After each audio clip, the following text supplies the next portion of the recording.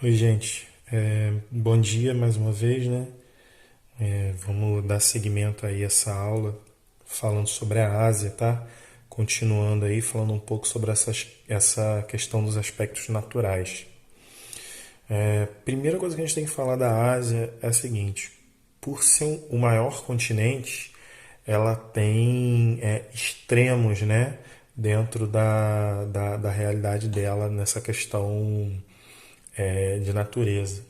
Tá? Então, enquanto a gente tem, por exemplo, desertos em determinados pontos, né? É, a gente tem também geleiras em outros pontos. Tá? Enquanto a gente tem florestas, né?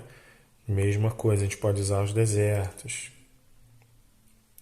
Tá? Então a Ásia é um tamanho muito gigante, então tem muitas características aí dentro, né, dessa realidade desse continente, tá? A gente pode ler um pouquinho aqui, ó. O continente asiático se liga à Europa por uma grande faixa de terra e à África pelo Istmo de Suez, sei lá. Seus limites a leste são com o Oceano Pacífico, né, lá no Japão e a costa do Japão e da China, tá? Ao sul, ao sul com o Oceano Índico, tá? Que banha também lá a Oceania, né? Ao norte com o Oceano Glacial Ártico, lá em cima, né, gente? Aquela parte ali de terra aqui que a gente pode ver aqui, ó. Só para aqui, ó, pode ver aqui, ó, tá? Então aqui, ó, é, nós temos aqui o Oceano Índico, aqui o Oceano Pacífico, aqui o Oceano Glacial Ártico, né? E até uma parte aqui do Oceano Atlântico, né? Porque o Mar Mediterrâneo ele faz parte do Atlântico. Então até aqui a gente tem uma camadinha, um pedacinho aí, tá bom? Voltando, ó. Cadê? Oceano Glacial Ártico. E a oeste com os Montes Urais e a Cordilheira do Cáucaso, os mares Cáspio, Negro e Mediterrâneo, o canal de Suez e o Mar Vermelho. A Ásia engloba ainda arquipélagos e ilhas oceânicas localizadas sobretudo na região leste e sudeste do continente. Tá? Então aqui, ó, essas ilhas aqui, né? Ok? Essas ilhas aqui, tá bom? Então, vamos lá. Cadê? Graças à extensão territorial, né? A presença de grandes elevações e outros fatores, o continente apresenta uma enorme diversidade natural. Veja a seguir alguns exemplos. Aí eu já comecei falando, né, sobre essas questões aí dessa grande diversidade, realmente é uma diversidade absurda. Você tem vários aspectos aí muito diferentes uns dos outros, né? Você tem o deserto que, pô, seco, com pouca vida, pouca capacidade de vida, né? E você tem as florestas na Índia. E se você parar para ver, são perto. Olha só, deixa eu voltar aqui mais uma vez. Aqui você tem o Oriente Médio. Essa aqui, ó, é a Península Arábica, que vai ser citada lá no texto lá, tá? E logo aqui, ó, você tem a Índia e essas florestas da Índia aqui, que são tão úmidas, tão diferentes, tá bom? Península Arábica, o clima quente no verão e ameno no inverno. É marcado sobretudo pela aridez atmosférica, ou seja, pela escassez de chuvas, né? Tal condição, tal condição influencia a formação de vastos desertos, uma vez que a baixa disponibilidade de água favorece o desenvolvimento de formações, desfavorece, né, o desenvolvimento de formações vegetais, tá? Aí, ó, nós vamos ter aqui o Tibete, né? A gente vai ter também o Monte Everest, bem, onde eu já mostrei mais ou menos para vocês, né? Bem aqui. O Tibete é mais ou menos aqui, assim, tá, gente? Só pra gente se situar. O Planalto do Tibete, que ocupa parte significativa do leste da Ásia, na altitude média se aproxima dos 5.000 metros, né? 5 quilômetros de altitude.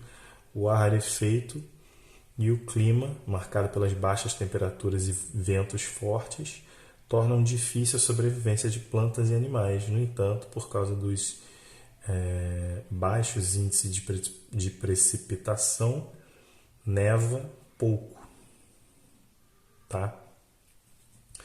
Aí lá em cima na Sibéria, mais uma vez eu vou voltar aqui, ó. Lá em cima aqui, ó, a Sibéria é aqui, tá, gente? Só pra gente se situar aí, ó. Lá em cima na Sibéria, você vai ter uma imensidão gelada, né? A parte que mais gelada do mundo pode ser aí, tá? Chega a alcançar aí 50 graus negativos, ok? E vocês vão ter ali no outro lado aqui a Índia, né? Que a gente já falou um pouquinho. A Índia aqui com essa questão, né? Vales, florestas, um tipo totalmente diferente, né, dos outros de crescimento assim de vegetal, tá? Um amplo e vasto crescimento, né, vegetal acontece nessa região aqui, tá? Bangladesh, ó. Em partes da Índia e de Bangladesh são verificados os índices de precipitação mais elevados do planeta. Nos montes Khasi, no estado indiano de Meghalaya, as chuvas abundantes durante o verão, contribuem para a formação de florestas exuberantes. Então, assim, muitos vales, muitas florestas, muita vegetação, tá bom? Então, aí a gente tem, falando de topografia, né, relevo, e a hidrografia, tá? Primeiro a gente tem o Himalaia, que é o mais alto de todos aqui, ó, né? O pico do Himalaia, né? O monte do Himalaia, que é muito alto, tá?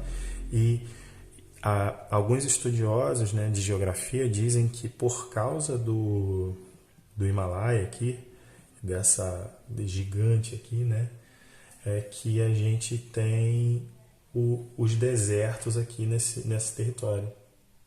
Porque as chuvas vêm de cá, né?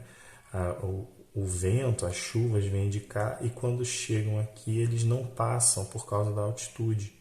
E isso faz com que essa Península Arábica aqui e, consequentemente, o deserto do Saara e as outras regiões aqui depois, né, se tornem desérticas, tá bom? Olha só. Relevo e hidrografia do continente asiático. O relevo do continente asiático é marcado pela presença de grandes elevações, entre elas a Cordilheira do Himalaia, a mais alta cadeia de montanhas do planeta, o Planalto do Tibete, o mais elevado planalto do mundo, tá? E aqui, ó, a Cordilheira do Himalaia é um dobramento tectônico, ou seja, as placas tectônicas, né, estavam assim e ao longo do tempo isso foi empurrando as placas convergentes, tá? Foram empurrando essa montanha para cima. E daí se formou essa cordilheira gigante. A Cordilheira do Himalaia é um dobramento tectônico recente, que começou a se formar há aproximadamente 50 milhões de anos em razão do choque entre duas placas tectônicas, a Euroasiática, essa placa aqui Euroasiática, e a outra que eu não estou lembrando o nome, que deve ter um nome aqui. Depois a gente acha, depois eu falo para vocês. Tá? Isso significa que é uma cadeia montanhosa que está em formação, sendo ainda pouco desgastada pela erosão.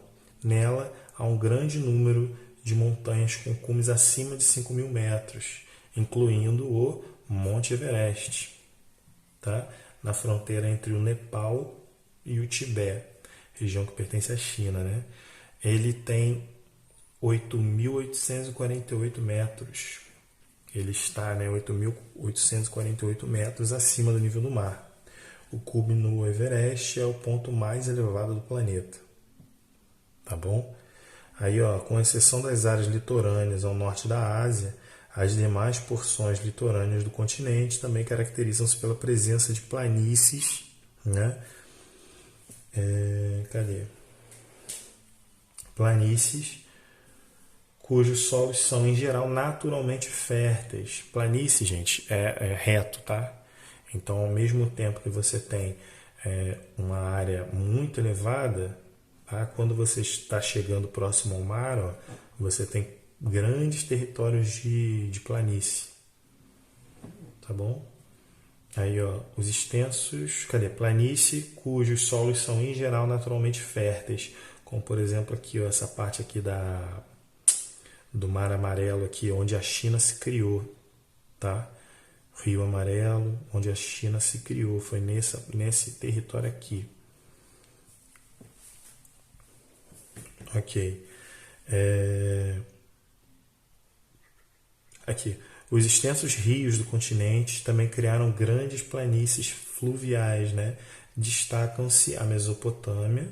Aí a gente vai ter a Mesopotâmia aqui, ó. A gente já estudou isso, né? O rio Tigre e Eufrates, o Indo-Gangetica, tá? Na Índia, que é aqui, ó. Aqui assim, ó. Tá? Vou fazer um X também. E as do norte, cadê? Na Índia, as do norte e do litoral oriente da China e também a planície da Sibéria. Esse da China eu já falei, né? Aqui. E essa planície aqui da Sibéria, tá?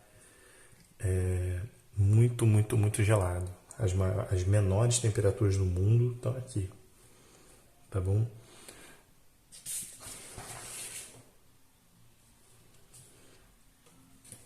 Então, vamos lá, rapidinho.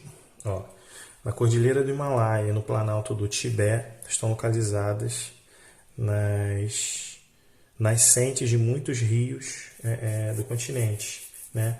Os rios surgem lá onde a chuva se precipita, né, gente? E vem descendo, formando esses rios bem calibrosos, tá? Ó, formando importantes bacias hidrográficas. Entre eles podemos destacar o rio Ganges e Hindu, Mekong, Yangtze, né, o Rio Azul, e o Rio Amarelo, que é Hoang-Hu, o Rio Amarelo, entre eles, tá? Ali no Rio Amarelo, conforme eu disse, foi onde a China se criou, tá bom? Ó, na Ásia existem grandes mares interiores, como o Mar Cáspio, o mar interior do mundo em extensão. Ele teve origem no recuo de um antigo mar que também abrangia o Mar Negro, né? Ambos localizados nas depressões abaixo do nível do mar. Outro mar importante é o Mar Aral, cujos níveis da água vêm sendo reduzidos em função de projetos de irrigação implantados em seu afluente. O continente abriga ainda o Lago Baikal, maior do continente e mais profundo lago do planeta, estando a ponto mais baixo de seu leito situado a cerca de 1,6 km, né, metros, 1,6 km, tá? Apesar de a superfície desse lago permanecer coberta por uma camada de gelo durante o inverno, ele é rico em biodiversidade. Então, gente, a gente vai fazer o seguinte, a gente falou um pouco sobre essa questão de como se organizar, como se orientar na Ásia, né? Fala um pouco dos rios e a gente continua na próxima aula. Vou ver se eu acho um vídeo maneiro aí, um vídeo legal para vocês. Ok? Valeu, um abraço.